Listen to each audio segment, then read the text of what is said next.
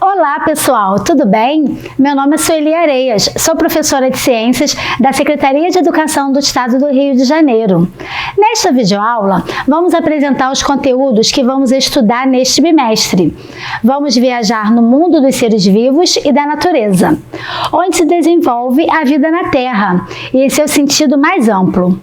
O Brasil possui uma das biodiversidades mais ricas do mundo, com uma das maiores reservas de água doce do planeta e 1/3 das florestas tropicais que ainda restam. A ecologia é a área da biologia que estuda a interação entre os seres vivos e o ambiente em que vivem. Os conceitos da ecologia, tais como habitat, nicho ecológico, população, comunidade, serão entendidos dentro do sistema ecológico, bem como as principais características dos seres vivos, como a sua composição química comum, a presença de células, o metabolismo, sua capacidade de reprodução e adaptação. Essas características são relacionadas aos seres vivos, também chamados de seres bióticos, e para eles se manterem vivos, precisam dos fatores abióticos, que são um conjunto de elementos sem vida, mas essenciais a ela, como o ar, o sol, o solo e a água. Eles compõem o ciclo biogeoquímico, que são processos físicos, químicos e biológicos. Na natureza, nenhum ser vivo vive isolado. Direto ou indiretamente, se relacionam com outros seres e, na maioria das vezes, depende deles para sobreviver. E dentro dessas relações estão as cadeias alimentares, que vão nos mostrar a ordem em que determinados seres vivos obtêm seus alimentos, representando a transferência de matéria e energia dentro do ecossistema. Os elementos que compõem uma cadeia alimentar começam a partir do produtor, que geralmente são os vegetais. Eles são os únicos capazes de produzirem seu próprio alimento, através da fotossíntese. Depois temos os consumidores. São seres heterótrofos, pois dependem de outros seres para se alimentarem. Em seguida, temos os seres decompositores, que obtêm energia e nutrientes através da decomposição da matéria orgânica, que são representados pelos fungos e as bactérias.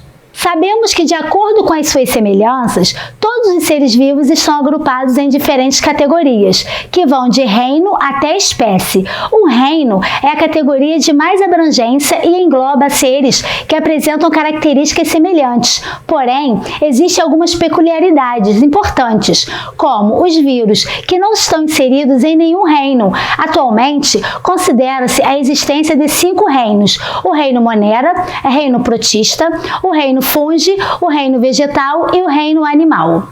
Os seres vivos vivem em um ambiente que está sempre em transformação e sofrem alterações causadas pelas atividades humanas, que podem ser positivas ou negativas, permanentes ou temporárias, provocando impactos ambientais, que são gerados pelo desenvolvimento das atividades humanas no espaço geográfico em que estão incluídos. Os impactos ambientais negativos são extremamente conhecidos pela população, podendo trazer muitas das vezes danos irreparáveis. Eles podem ser a poluição, a destruição de habitat e até a extinção de espécies de seres vivos. Já os impactos positivos são menos conhecidos e se relacionam com algumas atividades e programas que vão trazer melhorias e recuperação ao meio ambiente, que foi previamente degradado. Para conter o avanço dos impactos negativos da natureza, foi criada a política dos 5 R's, que visa reduzir a geração de resíduos do nosso planeta, fazendo com que cada um de nós transforme o comportamento diante do consumo e a forma com que lidamos com os resíduos gerados.